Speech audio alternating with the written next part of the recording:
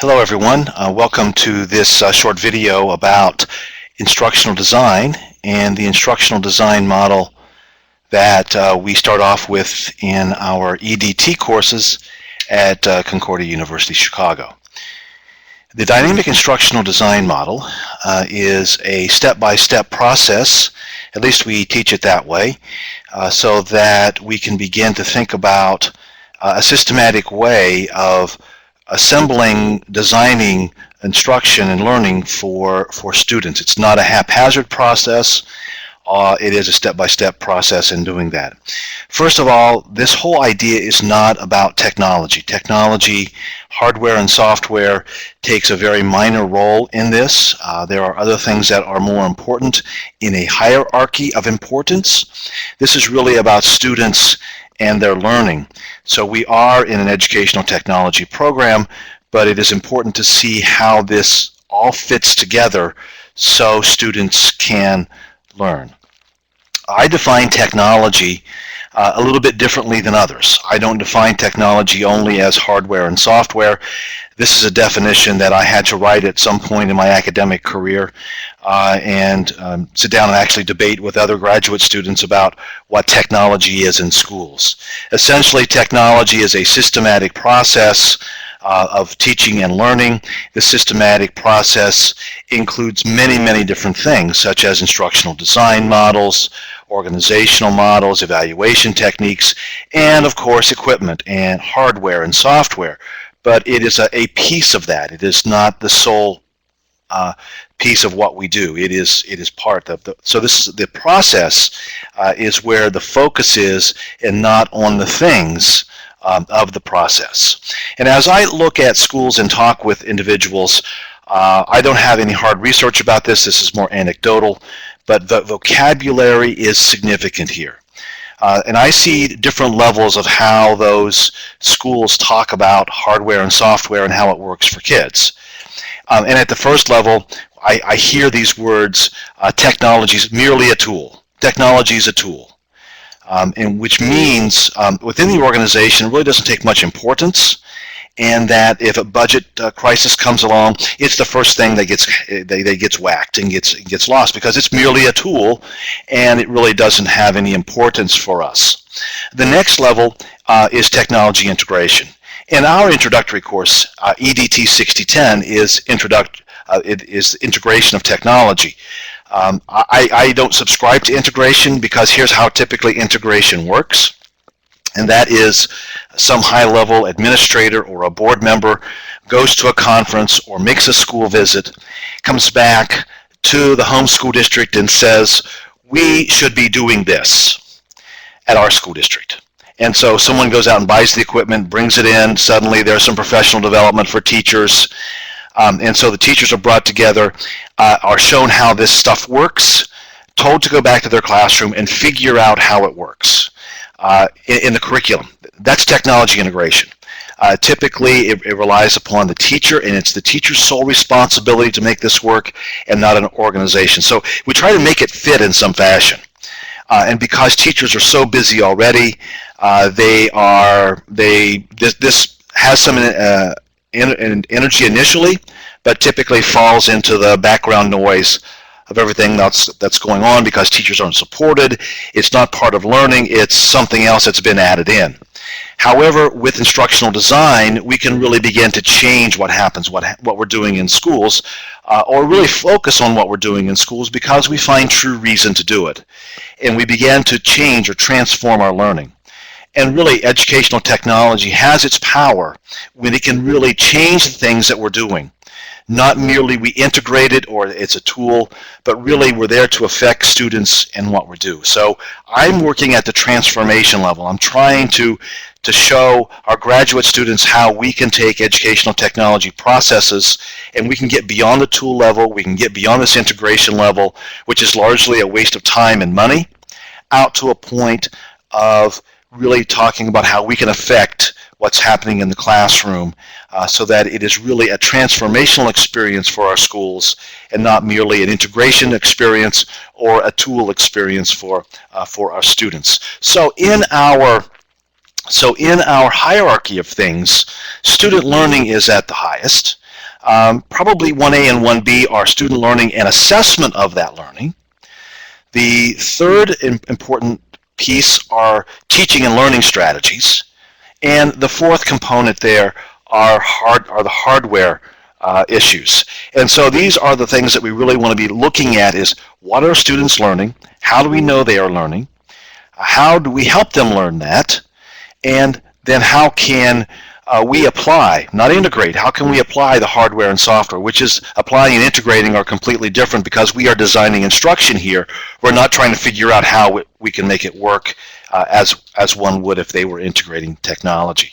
And so again, over time, at one point when I was doing some strong research early on in my academic career, I developed this planning web to show that at the center of all of this is learning.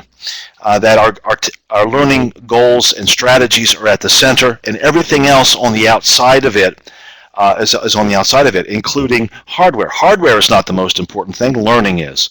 Whether we have the right amount of money, and so on as we go around this, whether we have enough hardware, whether we have enough power, whether we have enough wireless connections, are schools ready for this? The evaluation protocols, how will we know we're successful, and developing this human infrastructure of professional development.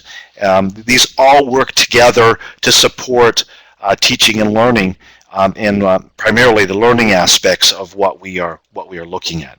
And so here we are at this dynamic instructional design model that we focus on in the first few courses of our program.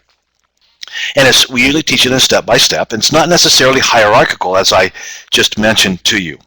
Think about if someone were to call you on the phone and say, I want you to come and speak to a group.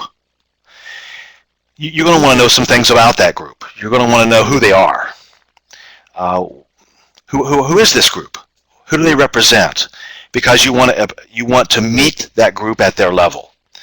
What are we talking about? Where am I going to be speaking? What kind of hardware am I going to have to, or can I bring in to make my presentation? And so these are the important keys. And so I have some arrows here that are drawn together. Primarily, while we do this in step-by-step, know our learners. Who are they? The second one is state your objectives. Clearly state the learning objectives. And so many times, when I'm working with students on this, we write about what teachers are doing. Rather, we want to know what students are learning. How will we know they're learning in the evaluation? Number 3 is where this will happen. Where is the learning happening? Do we have to account for any extraneous noises? Are there any interruptions that occur? Number 4 is what are the teaching learning strategies that we are using? Do we use Madeline Hunter? Do we use Robert Gagne? Do we use constructivist ideas? What's the hardware and software, number 5? And number 6, as we teach it, is the evaluation. However, I think that 6 and 2 go together very strongly and really is where you want to start. You will document this 1 through 6 when you write for me. However, as you think about it, you really want to be looking at the end result. Sometimes this is called backwards design, but really this is the way designers think. In education, we don't think that way very often. We think about activities. In ed school, we were taught about activities, methodologies that we should be doing with students. However, in instructional design, we think about this completely different. We really start with the end result. What do we want? How will we know what students know? And what are those things that we want them to know? So 6 and 2 go very close together. What are the things that we want them to learn? How will we evaluate them? So sometimes in instructional design, we sit down and we write the evaluation first. Write that evaluation, whether it's a formalized test, whether it's a rubric for a project or a writing assignment, or some other instrument that you are going to use to measure what the students know or can be able to do. And then if you have a good, strong evaluation, you can write your objectives. So many times our objectives and our evaluation are not aligned. So between 6 and 2 is a process that goes back and forth by itself. And so is that really what I want them to know? I've written this assessment question about this topic. but my objective is not very clear on that, so I need to rewrite my objective. So 6 and 2 go back and forth. And then we talk about how we want students to learn this. Number 4, what are the teaching strategies? What are the learning strategies? In other words, are we having some direct instruction? Are we having group work? Are we having project work? Are we asking students to do some independent research? So what are those teaching and learning strategies that we want students to do to learn what we're asking them to learn? What technologies are we going to apply? Number 5. So the evaluation, the objectives are the most important, followed by the learning strategies that help the students learn, followed by the technologies that support that teaching and learning. And then 1 and 3 are always important too. Who are those students and where are they learning? This is the Dynamic Instructional Design Model as presented by Lever, Duffy, and McDonald. And that is part of our instructional design that we start off our first few courses with in our program, and so this is significant. The authors of that book also highly suggest for us the way that we write our objectives, where these objectives have 4 different levels, and the STEM, the target performance, the assessment method, and the success criteria. We typically write this in a very positive, proactive statement, not a future statement, a present statement. The student will be able to do what we're wanting them to do. The student will, for example, factor quadratic equations on a summative assessment with 80% accuracy. So this is the way you should be writing your objectives, and certainly you can write them in bullet points. The student will, and then factor quadratic equations, and then you could then state another component of that. What will they do? And the accuracy is very, very important. Is it at the 80% accuracy level? And if that's the case, then you need at least 4 questions. My assessment friends are going to say that you need more than that. But to get an 80%, you need at least 4 out of 5, 8 out of 10, 16 out of 20. You can't get an 80% level of success with 3 problems or 3 questions. And so even on a rubric, it is important to if you're going to score with a rubric, it's even important to have this success criteria, such as students will identify or name or describe or apply 4 of these 5 criteria, 4 or 5 elements that you're asking them to describe in a paper, you're asking them to identify in a project, identify and analyze in a project. And so that success criteria can even be applied to a rubric setting where we want students to identify, apply, describe, compare and contrast these different components of what we're asking them to do. So the simplest way is an objective test, but this objective setting can be applied in these other ways too, such as writing a rubric for your students. So the model is significant, the objectives are significant, the evaluation is significant, and I highly suggest you start with the evaluation because it becomes so much easier from that point once you have the objectives, then to write once you have your evaluation, to write your objectives and then support it. Now, our learning theories, our ideas, our instructional strategies, some of them are based upon theories of constructivism, Bloom's taxonomy, multiple intelligences. However, we have some design models on this side that we use. In particular, our instructional design model is a step-by-step process. Our learning theories, such as Robert Gagne's 9 Steps of Instruction or Madeline Hunter's Concepts of Instruction, those are sort of design models as well. Whereas multiple intelligences is a theory about how human learning works. It's a description of them. And so that should be applied in number 4.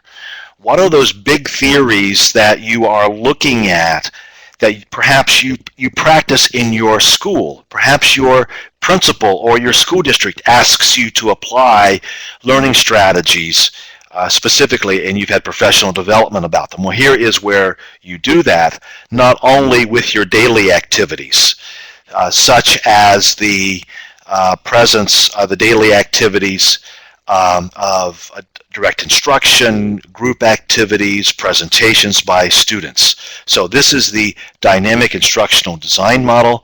This is the model that we want you to apply in our courses, in particular in the first few courses where we are putting learning together with hardware and software. And notice that in the model it is written up as number 5.